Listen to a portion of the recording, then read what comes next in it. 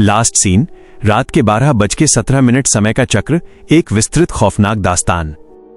अध्याय 1, एक साधारण शुरुआत, एक असाधारण अंत। मुंबई की भागती दौड़ती जिंदगी में राज एक मामूली किरदार था। 28 साल का राज, जो एक बड़ी आईटी कंपनी में नाइट शिफ्ट करता था, अक्सर अंधेरी रातों को चीरते हुए अपने घर लौटता था। उसका फ्लैट अंधेरी की एक ऊंची और पुरानी बिल्डिंग मेमथ हाइट्स की 7वीं मंजिल पर था। ये बिल्डिंग दिखने में जितनी आधुनिक थी, इसके भीतर का सन्नाटा उतना ही डरावना। उस रात, तारीख थी 14 दिसंबर। राज ने ऑफिस से निकलते समय अपनी मां को फोन किया।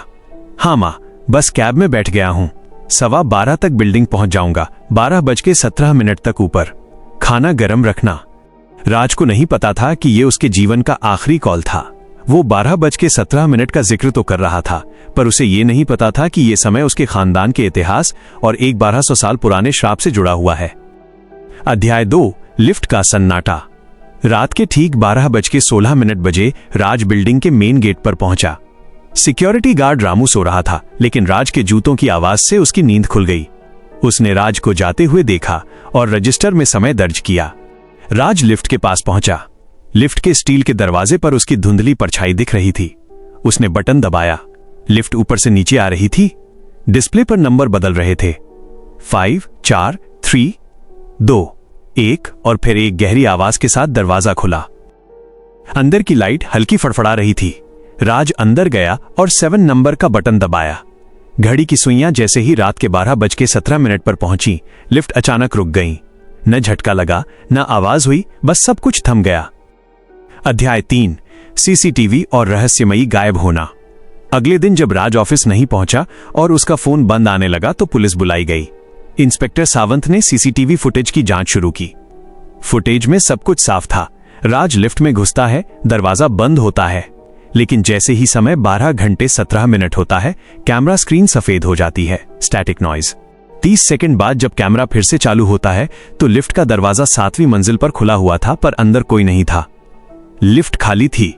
राज का फोन फर्श पर गिरा था, जिसकी स्क्रीन टूटी हुई थी। उस फोन पर आखिरी मैसेज टाइप किया हुआ था, जो कभी भेजा नहीं गया। तारांकन, ये आईना, ये मुझे बुला रहा है। अध्याय 4:1200 साल पुराना काला इतिहास। इंस्पेक्टर सावंत को लगा कि ये कोई किडनैपिंग है, लेकिन जब उन्होंने बिल्डिंग की जमीन का इतिहास खंगाला तो मामला कुछ और ही निकला।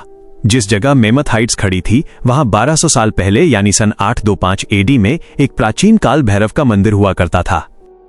पुरातत्व विभाग के एक प्रोफेसर डॉक्टर अस्थाना ने बताया, इंस्पेक्टर, आप जिसे अपराध समझ रहे हैं वो एक खगोलीय घटना है।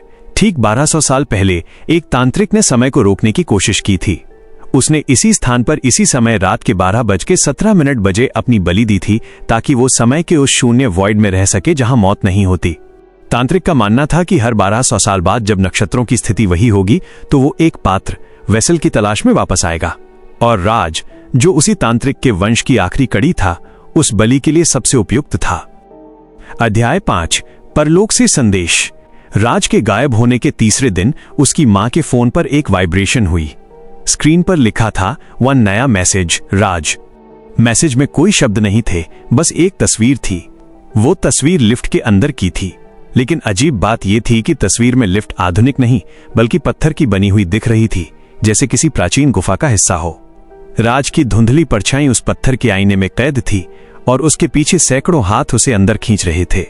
मैसेज आने का समय था रात के 12:17। पुलिस ने उस मोबाइल टावर की लोकेशन ट्रेस की तो वो लोकेशन उसी लिफ्ट के शाफ्ट के अंदर की निकली। पुलिस ने पूरी लिफ्ट उखाड़ दी, लेकिन वहां राज का नामो निशान नहीं मिला। वहां केवल एक प्राचीन तांबे का सिक्का मिला, जिस पर 825 एडी की मुहर लगी थी। अध्याय 6, सुरक्षा गार्ड का इकबालिया बयान।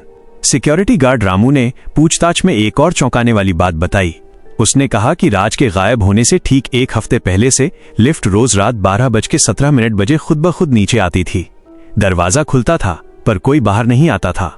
बस एक ठंडी हवा का झोंका पूरे लॉबी में फैल जाता था और सड़ी हुई लाशों जैसी बदबू आती थी।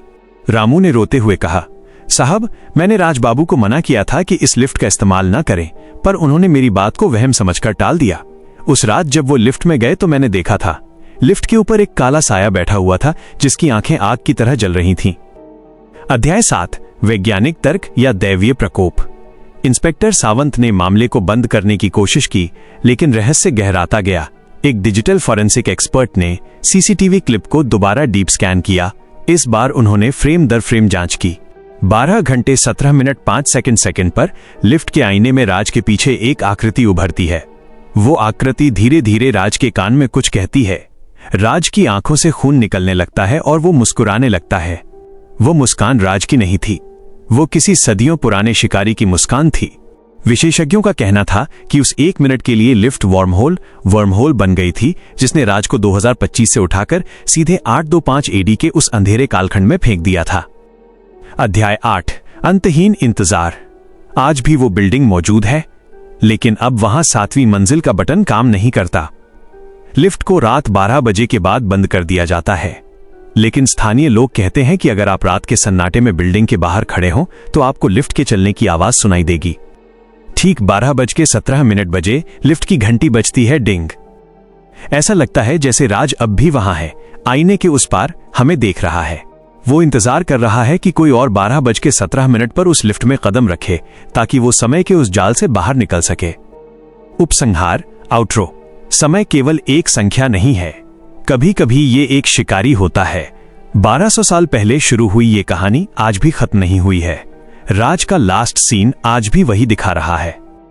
क्या आपकी घड़ी में भी 12:17 होने वाले हैं? अगर हां तो सावधान रहें, क्योंकि कुछ दरवाजे बंद ही भले होते हैं। लेखक का नोट: ये कहानी काल्पनिक है, लेकिन समय और इतिहास के गहरे राज हमेशा से इंसानी दिमाग को डराते आए हैं। अगला कदम: क्या आप चाहेंगे कि मैं इस कहानी का पार्ट 2 लिखूं, जिसमें राज का छोटा भाई उसे बचाने के लिए 1200 साल पुराने उस मंदिर के अवशेषों में उतरता है?